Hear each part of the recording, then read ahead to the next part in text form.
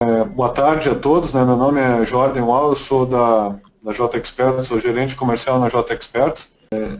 Qual que é a ideia aqui? É mais no sentido do bate-papo, né, para a gente trazer o que foi apresentado na Jornada da Gestão Estratégica em Empresas de Energia, um evento que aconteceu no mês de abril em São Paulo, né, e reuniu especialistas de diversas áreas aí do segmento elétrico, né, principalmente o pessoal de jurídico, tributário, contábil, né, para discutir as principais questões ligadas ao setor elétrico. E hoje uma das questões mais críticas aí que tem sido enfrentado e uma das dificuldades que as empresas do setor elétrico têm enfrentado é com relação à regulação, né? A gente chama a regulação de GTD, que é geração, transmissão e distribuição. Vai trazer um pouco do que foi falado sobre isso no evento, né? Então, o nosso roteiro hoje eu vou qualificar, eu vou falar um pouquinho sobre os palestrantes, né? Questões mais polêmicas que foram discutidas, né? A evolução regulatória no setor elétrico, né? E os efeitos para as empresas de energia e os seus consumidores, as principais causas de judicialização no setor elétrico, reflexos da judicialização do setor, tá?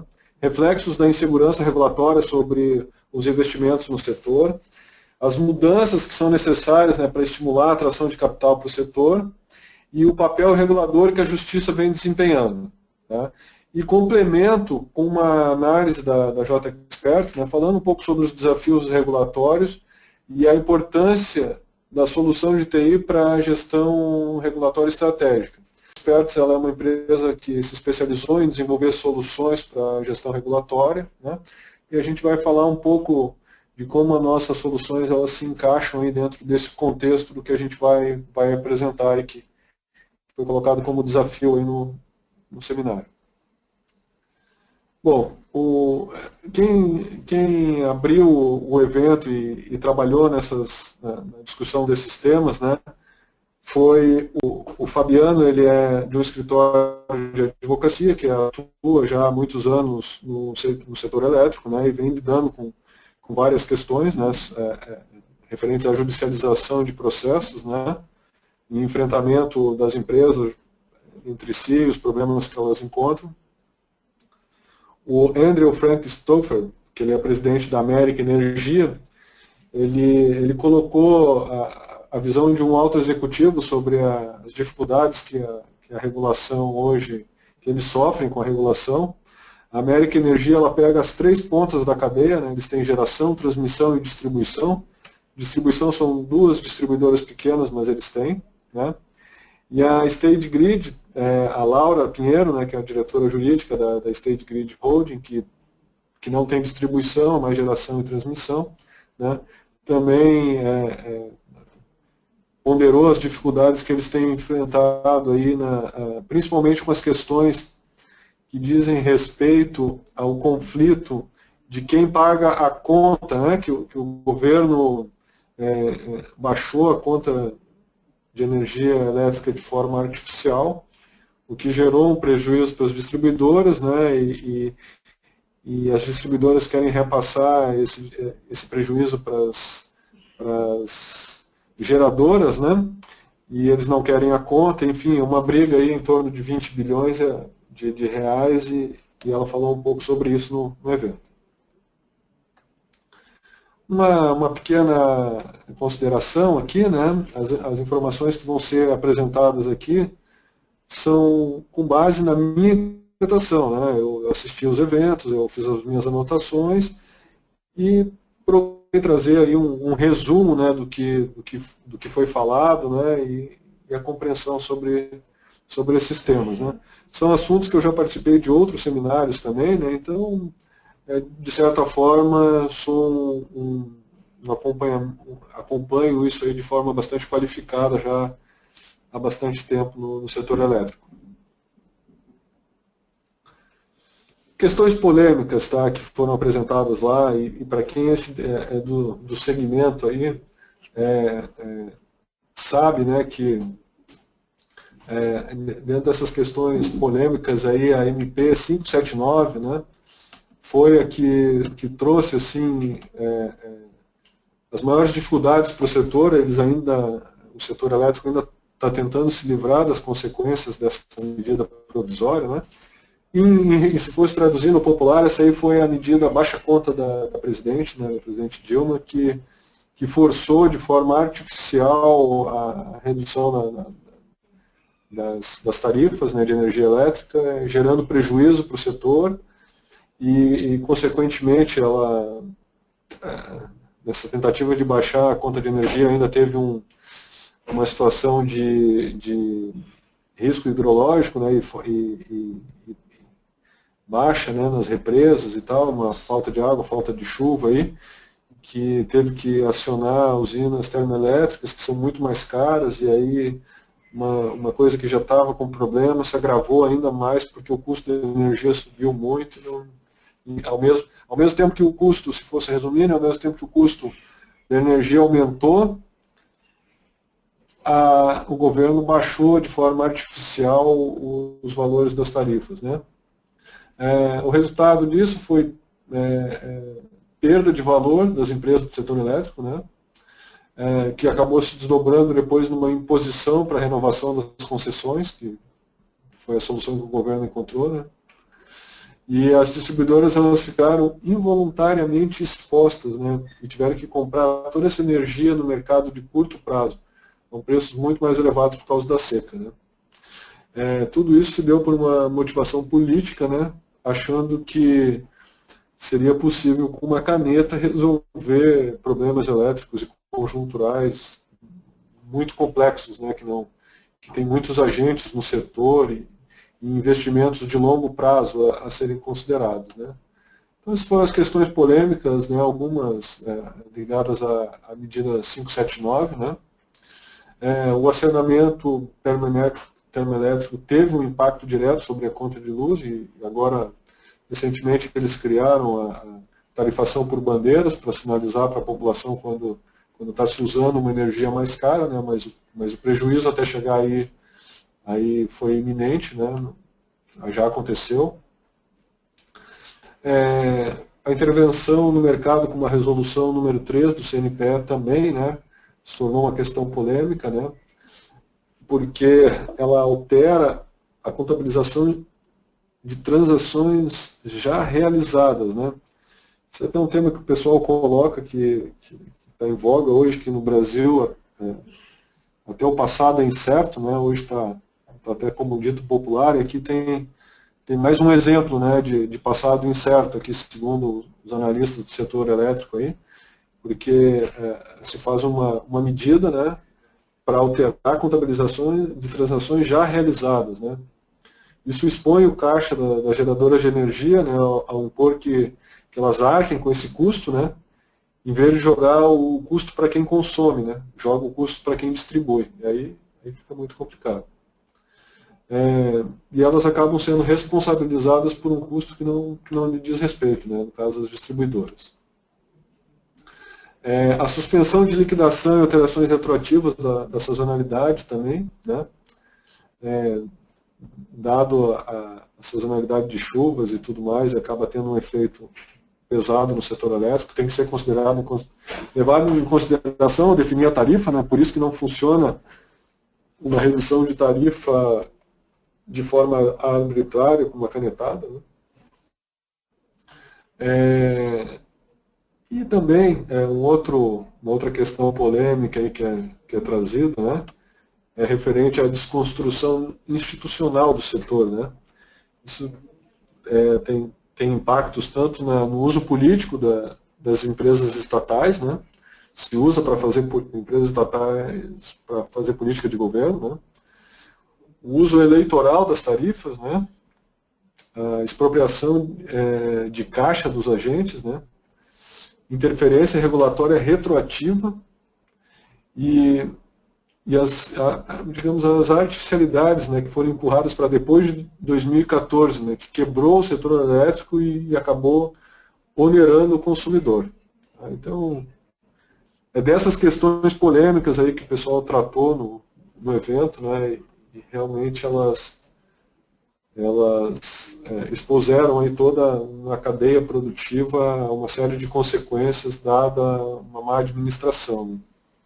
Hoje é o que mais se fala, né? Se colocou pessoas em cargos de liderança que não eram capazes de entender a dimensão do setor e a sua complexidade, e eles começaram a tomar decisões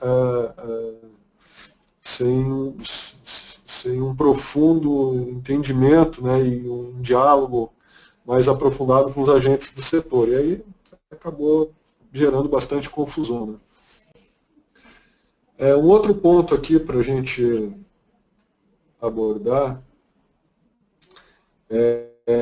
que foi trazido também, é a evolução regulatória do setor elétrico, né, e os efeitos para as empresas de energia e os seus consumidores, né. Então, eles chamaram lá, né, até o escritório de advocacia lá, o Fabiano, ele chamou do modelo 3,5, né, que ele chama, que foi passando por uma evolução e a última evolução não ficou completa, né. Então, nós temos aí de 95 até 2012, né, onde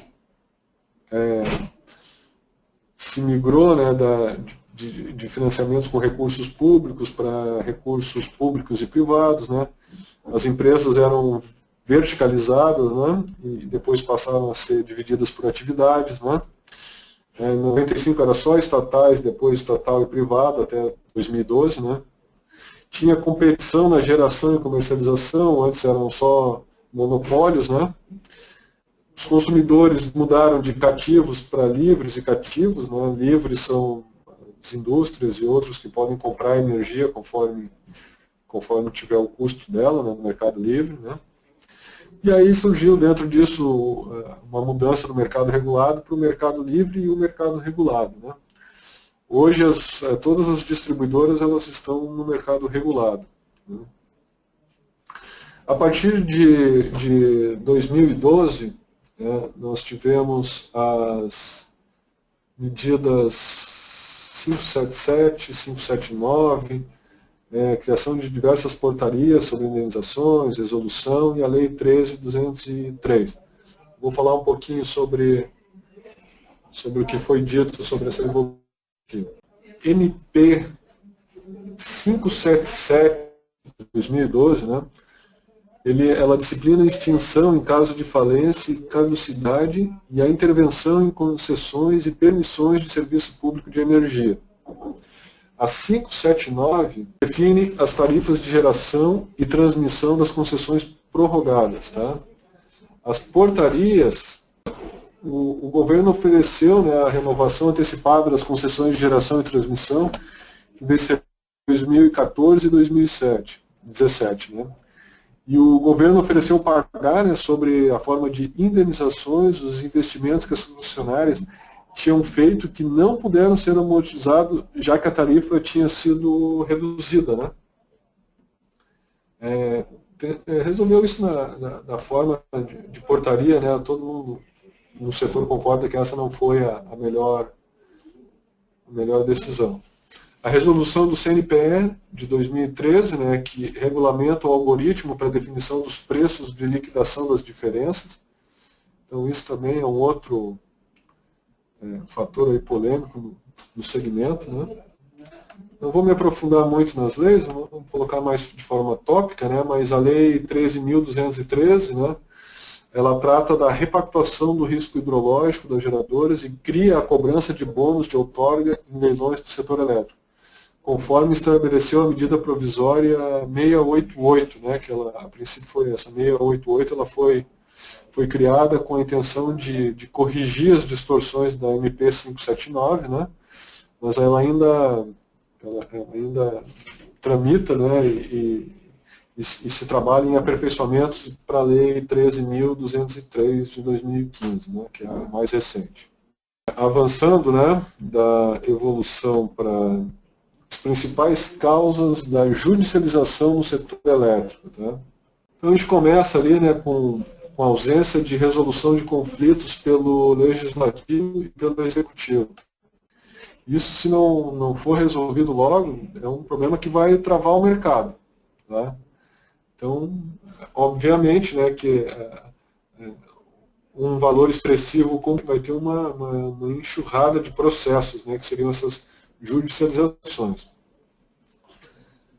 O processo de licenciamento também é uma constante fonte de incerteza, né, mesmo após a emissão das licenças. Então, está lá no meio da obra, está para entregar a obra e não consegue liberar a obra porque tem alguma barreira de licenciamento que está impedindo essa entrega ou essa liberação. Isso vale para a linha de transmissão, vale para a geração, vale até na distribuição. Ou seja, uma falta de sincronia entre os órgãos e uma briga de interesses acaba também provocando uma judicialização, né, jogando uma série de questões para pendências jurídicas. Né. A outra questão também é usinas que não podem operar por falta de transmissão. Né. É um outro problema, porque são licitações feitas de forma separada. Por algum motivo, um dos agentes que faz parte de uma outra parte da cadeia não consegue entregar a sua parte, e por consequência a geradora que dependia da linha de transmissão também não consegue escoar sua energia e obviamente vai dar um processo, vai judicializar também. E o outro sentido também é verdadeiro, né? Eu tenho as linhas de transmissão, eu estou querendo entregar a energia, né, que ficou contratado de ser transportado, e o pessoal que estava construindo uma hidrelétrica ou uma geradora de energia, né, quer seja eólica, solar, enfim, não consegue concluir a obra no prazo e a linha de transmissão fica ociosa. E as distribuidoras, né, que incorrem, né, em sobrecustos por atraso nas obras de transmissão. Né? Ou seja, tem que buscar energia de lugares mais longe, né, e pagando um valor mais alto. Então tudo isso todo esse atraso nas obras e o funcionamento desincronizado do setor acaba fazendo que os agentes de geração, transmissão e distribuição briguem entre si, né, para tentar reduzir os prejuízos. E essa briga se dá através de processos, né, de uma judicialização. Reflexos, né, dessa judicialização do setor. Né? A judicialização ela trava o mercado. Né? O que significa travar o mercado? Né? Vamos dar um exemplo. Mais de 200 liminares desde a NP 579 de 2012. A CCE ela suspende a liquidação de energia por conta dessas liminares. Ou seja, os processos judiciais vão travando o mercado. Né? Questões que foram parar na justiça. Né? Liminares envolvendo obras atrasadas, por exemplo. Vamos pegar aqui. Os casos mais emblemáticos são aqueles onde a geração fica pronta e a transmissão não. Liminares protege as empresas da responsabilidade pelos atrasos com base em alegação, como problemas com as liberações de licenças ambientais, greve de trabalhadores, problemas nos canteiros de obra e outras coisas mais. Isso só de liminares que vão parar na justiça. Né? Nós temos também o recolhimento do ICMS de energia, né? Como questão que vai parar na justiça. Né?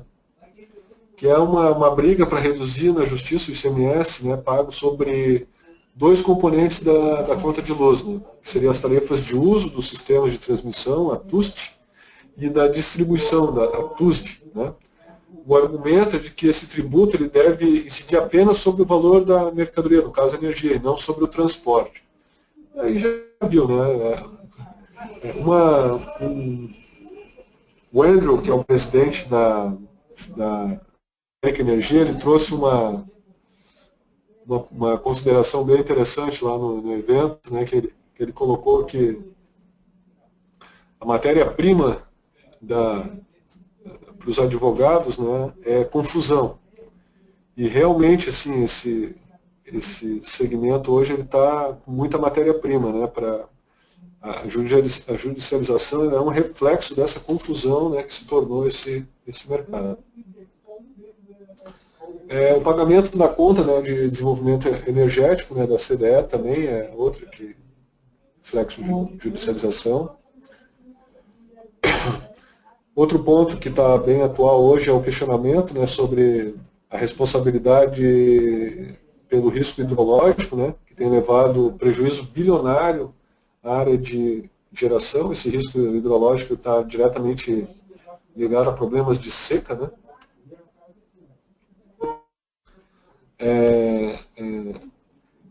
Depois a gente tem aí, né, além dessas questões que foram parar na justiça, né, os desdobramentos da crise energética, eles chegaram com força aos tribunais, né, onde está ocorrendo uma nova onda de judicialização de temas que podem fragilizar ainda mais o setor brasileiro, né.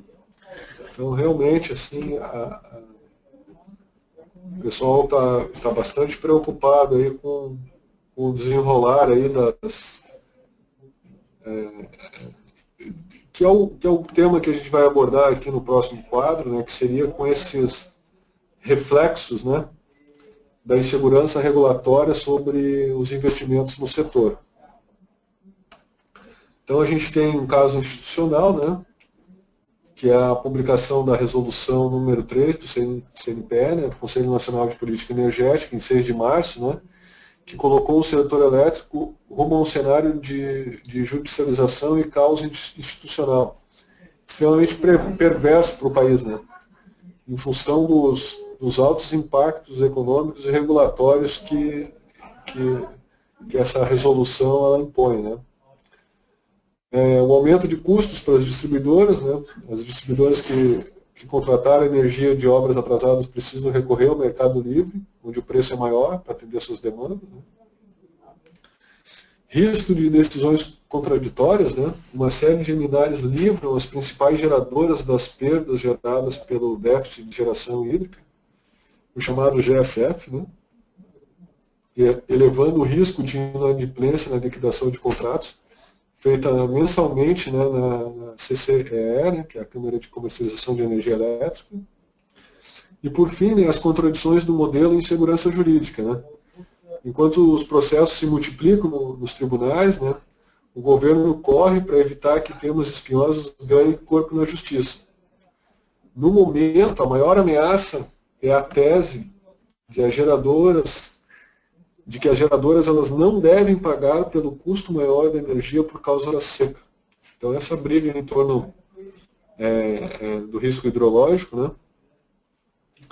e que a conta está indo parar na distribuidora hoje, eles querem transferir essa conta para a geradora, e no final das contas ninguém quer transferir a conta para o consumidor, né? O setor quebrando e como se tem um uso político da estrutura, tenta se proteger o consumidor de um custo maior. Então, isso tudo gera uma insegurança regulatória sobre os investimentos do setor. Até porque um outro ponto que foi colocado, importante nessa insegurança aqui, é que, inclusive, o governo, ele através da regulação, ele define que a margem máxima de lucro será de 10%. E aí os agentes do setor eles têm que absorver dentro dessa margem de 10% todo o risco, né, e as variações em cima do segmento, por conta de tentar manter uma modicidade da tarifa, né, com valores mais módicos para o consumidor. Então, dentro disso que foi apresentado, né, eles trouxeram, né, os palestrantes trouxeram aí o que eles enxergam como mudanças necessárias para estimular a atração de capital para o setor, né, e realmente conseguir destravar as questões que estão impedindo, né, impedindo o crescimento do setor e, ao mesmo tempo, gerando tanto conflito, né. Dentro disso, nós temos aí os instrumentos de financiamento, né.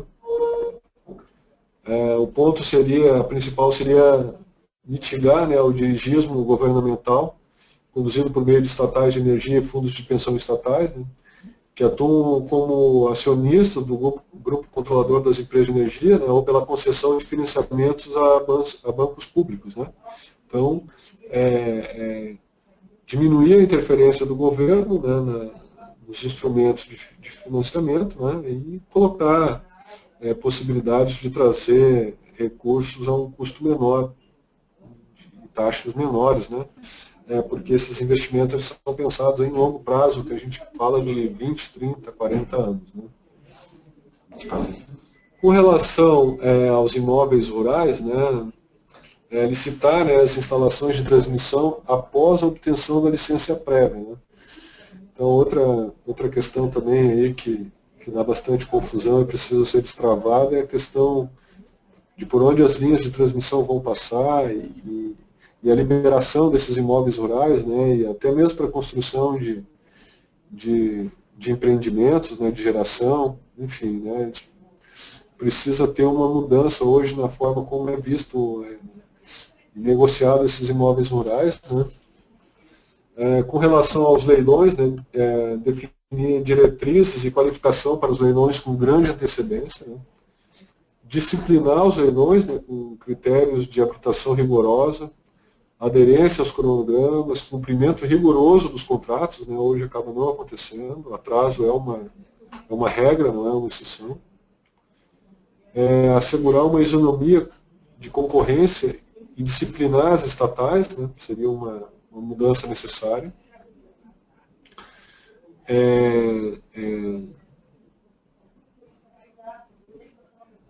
Assegurar uma isonomia de concorrência, eu já falei, né, disciplinar as estatais, né, e eliminar, né, a segmentação arbitrária no mercado de energia. Né. Então, o governo ele define, dá um canetaço e acha que vai tudo resolver de forma arbitrária, né, dentro dos leilões. Tanto é que essa forma de fazer os leilões, ela tem dado situações onde o leilão dá vazio, que é um grande problema para o governo. Né? Então ele faz um leilão de uma linha de transmissão, divide em 3 etapas e a do meio dá vazio, ninguém se interessa.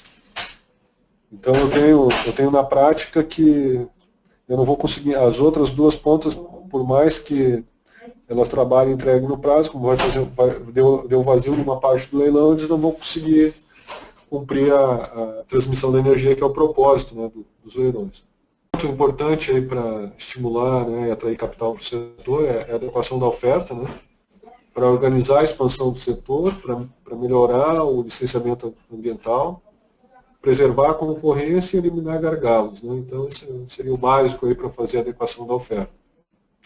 Com relação à modicidade tarifária, seria conter o apetite arrecadatório do governo, né, disciplinar as políticas públicas, isso de fundamental importância, né, e trabalhar para corrigir as distorções na expansão e operação do sistema elétrico.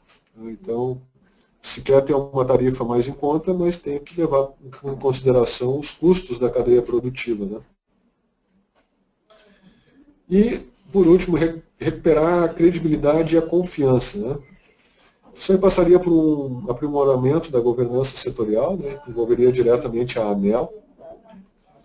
Inclusive, a ANEEL hoje, ela, dentro do que se aponta, que a solução é aprimorar a governança setorial. Né. Mas devido aos últimos acontecimentos aí na política nacional, né, houve um contingenciamento de verbas por parte do governo federal que atingiu praticamente todas as empresas governamentais, né, e a ANEEL foi uma das atingidas, e ela perdeu aí mais de 60% da receita para esse ano. Então, ao mesmo tempo que ela precisa fazer um aprimoramento da governança setorial, ela está sem recursos até para praticamente operar. Né. Dentro dessa questão de recuperar a credibilidade e confiança, né, também tem um direcionamento, né, da atuação dos agentes, reduzindo a postura punitiva da ANEEL. Né. Ela já caminha nesse sentido hoje, né, de reduzir a quantidade de punições, né, com o que eles chamam de fiscalização estratégica ou autorregulação, né. E é nesse ponto aí que a JXperts e as soluções que a gente desenvolveu, que é o Conformity, né, já está em conformidade com essa nova visão da ANEEL. Então, o produto que a gente vem desenvolvendo, ele já é compatível com o novo modelo de fiscalização estratégica da ANEEL. Eu vou falar um pouquinho mais à frente aí de como é que a gente lida com essa questão. E a recuperação de credibilidade e confiança, né, o engajamento dos consumidores na adoção de novas tecnologias. Isso aí é um assunto que também se fala muito hoje, que seria smart grid e distribuição inteligente, né? Mas é um tema ainda que vai correr ao longo aí dos próximos 20 anos, né? Mas é dar maior empoderamento para os consumidores, né? Produzir a sua própria energia e jogar no sistema, ao mesmo tempo que reduz a necessidade de investimento em grandes obras, né? Mas é um assunto ainda que vai ser tratado ao longo do tempo e precisa ter uma definição de regulação, de estruturação, para que se tenha confiança nesse modelo, né? Dito isso, vamos falar um pouco do papel, né? O papel regulador que a Justiça vem desempenhando, né, no segmento. Então, basicamente, ela tem que decidir sobre questões de alta complexidade técnica, o que se torna muito difícil, né, uma vez que os processos de licitação, geração, transmissão e distribuição, eles apresentam falhas conceituais e falhas de concepção, que acaba gerando a confusão e depois isso acaba estourando no judiciário para decidir tecnicamente, né, sobre essas questões. Eles têm que confrontar, né, a tensão entre a segurança jurídica e a estabilidade econômica do setor elétrico, né? Então, se eles derem uma multa ou eles tiverem que mandar fechar uma geradora, por exemplo, isso vai ter um impacto em toda a cadeia produtiva, né? Então ele tem que ter um equilíbrio entre essa segurança jurídica e a estabilidade do setor, né? É um papel que eles vêm desempenhando, né? Ser um ponderador, né? Dentro desse cenário. Garantir o cumprimento de tratados, né? Para não afastar o capital estrangeiro ou de grandes corporações também, né? Dar segurança jurídica para que os investidores permaneçam no país e não saiam, né? Que está diretamente com reduzir o risco Brasil, né? Então, dentro desse conceito de passado incerto que o pessoal tem falado aí, né, o risco Brasil ele aumenta, né? Porque você acaba não tendo uma segurança jurídica nem sobre o que já aconteceu, ainda mais sobre o que vai acontecer. Então, hoje, a Justiça ela vem tentando dar essa segurança jurídica, né, vem cumprindo esse papel, né, mas com dificuldade. Porque essa dificuldade ela tem que considerar o impacto macroeconômico das suas decisões. E esse é o ponto mais complicado, né? É conseguir equilibrar essas decisões macroeconômicas, que não seria uma função da Justiça, mas seria questões de política de governo.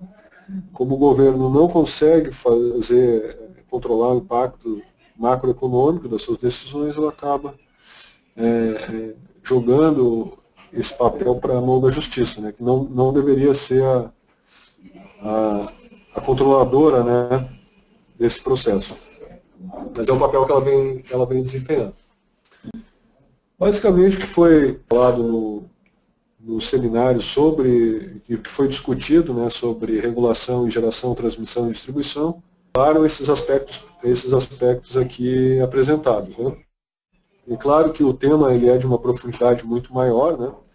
Vou falar um pouquinho sobre os desafios regulatórios, né, e quem fiscaliza o setor elétrico brasileiro. Falando sobre os desafios regulatórios, né,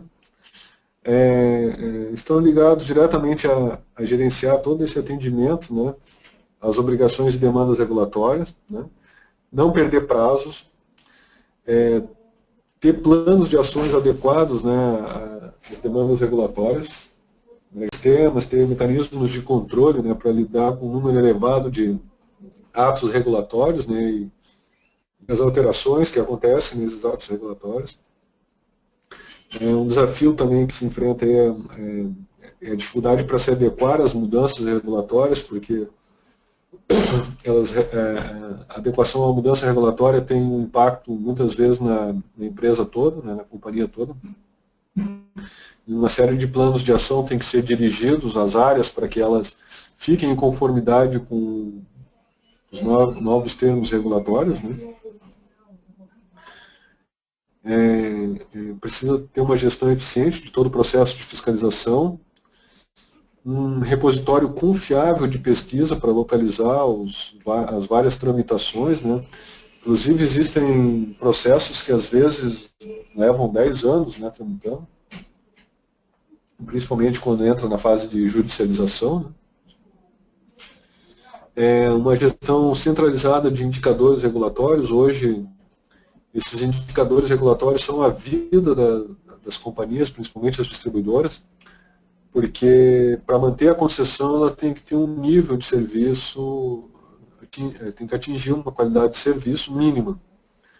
Então, as agências reguladoras acompanham como que está esse nível de serviço, e a distribuidora ela também precisa monitorar e acompanhar para ver se vai ficar dentro do esperado, e se ela percebe que não vai, ela precisa executar vários planos de ação e de adequação para que consiga manter a sua concessão, né? Então, hoje, ter uma visibilidade clara sobre os indicadores regulatórios e o que está se fazendo para manter esses indicadores é de fundamental importância para as empresas do setor.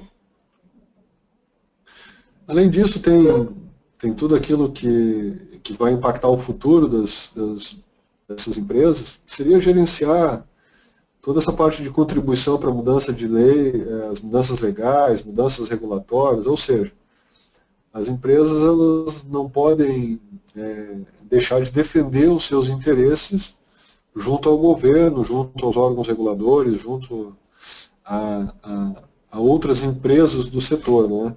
Então, hoje elas necessitam realmente de ferramentas para ficar acompanhando essas mudanças legais com bastante antecedência. E no final das contas, o grande desafio regulatório aí é evitar perda econômica, né? E vai desde glosa, multa, ineficiência, enfim, uma série de aspectos aí que podem gerar perdas econômicas dentro desses desafios regulatórios. Coloquei um quadro aqui para deixar claro quem fiscaliza, né, o setor elétrico brasileiro, né. Então, a gente divide aqui na Superintendência de Fiscalização dos Serviços de Eletricidade, a SFE, né. Ela atua em cima da transmissão e distribuição. A SFG, né, é a Superintendência de Fiscalização e Serviços de Geração, fiscaliza só a geração, e a SFF fiscaliza geração, transmissão e serviço. A SFF é a Fiscalização Econômica Financeira. A importância da solução em TI para a gestão regulatória estratégica. Nesse ponto também que a JExperts ela desenvolve tecnologia para o setor, né, para atender as questões de demandas, controle de fiscalização, controle das obrigações setoriais e das mudanças regulatórias. No que diz respeito às demandas, pega toda a parte de gestão da documentação interna e externa, todo o controle dos fluxos de ofício para as áreas afins, né, o acompanhamento das demandas regulatórias e seus desdobramentos. A gente, num dos nossos casos de sucesso, que é a Celeste, para citar um exemplo, o controle das demandas regulatórias ela envolve várias pessoas dentro da companhia, né? Então, o desafio que o projeto nos impôs lá foi de que a curva de aprendizagem dos usuários fosse muito rápida, né, muito simples, e que eles tivessem uma interação mínima com o sistema, mas que o sistema, no caso o sistema Conformity, né, que a gente implantou lá, fizessem todo o acompanhamento, né, das solicitações e que fosse muito fácil devolver informações para o sistema. Dentro desse contexto, a gente desenvolveu uma tecnologia chamada OneClick, onde os vários envolvidos no processo de atendimento das demandas regulatórias simplesmente respondem um e-mail. O sistema dispara um e-mail, cobrando os documentos na etapa pertinente do processo, e o demandado, para informar, ele responde o próprio e-mail que ele respondeu para o sistema, e a informação já encaixa na posição certa onde ele precisa dentro do processo para que seja encaminhado para a agência reguladora, no caso a ANEEL. Eles conseguem ter realmente um acompanhamento das demandas regulatórias e todos os seus desdobramentos, né? Dentro da fiscalização, eles precisam gerenciar desde o aviso de fiscalização, notificação, autos de infração e assim por diante, né? Usar ferramentas de apoio para fiscalização remota e presencial. Então, são duas modalidades diferentes, né? Uma quando os fiscais vão na empresa e outra quando é feito de forma remota. Precisam criar planos de ação para resolução de não conformidades identificadas, né? E monitorar se essas ações foram implementadas, né? E de preferência isso vinculado aos indicadores regulatórios, né, que são monitorados. Também na parte de obrigações setoriais acompanhar, né, o agendamento de demandas periódicas com as agências reguladoras, né, desde os alertas automatizados, né, para datas críticas, até uma visão centralizada dessas obrigações setoriais e de tudo que está tramitando e que está acontecendo, né, de forma organizada. E o acompanhamento da mudança regulatória em si também, né, que seria o cadastro e monitoramento dessa agenda regulatória, o acompanhamento das audiências e consultas públicas, das medidas provisórias, dos projetos de lei e resolução. Ou seja, tem ferramentas para saber o que está acontecendo, né, nessa esfera legislativa e até jurídica, para poder defender os interesses da empresa junto a esses agentes do governo. De forma geral, né, seria essa a mensagem, né? A gente conectou um pouco a solução do Conformity que a gente desenvolveu para a gestão das demandas regulatórias, com o que foi apresentado em termos críticos, né, por especialistas do setor em termos de gestão regulatória, de geração, transmissão e distribuição. Pessoal, obrigado pela participação, estamos à disposição, qualquer dúvida, meu contato está aí na tela.